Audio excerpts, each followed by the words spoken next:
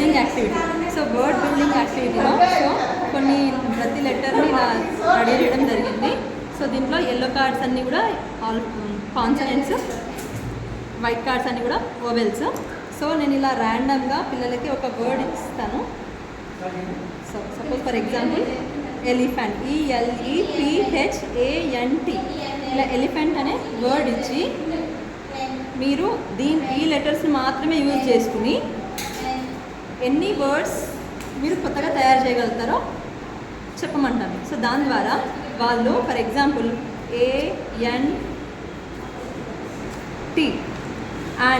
ANT ant. So ఇంకా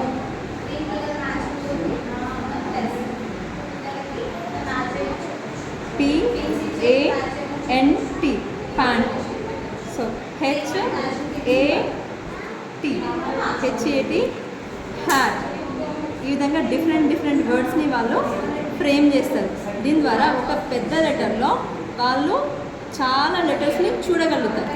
కొత్త వర్డ్స్ని కూడా వాళ్ళు రీక్రియేట్ చేయగలుగుతారు. సో దాని ద్వారా వాళ్ళు సొంతగా కొత్త పదాలను తయారు చేసే నైపుణ్యం కూడా వాళ్ళలో డెవలప్ అవుతుంది.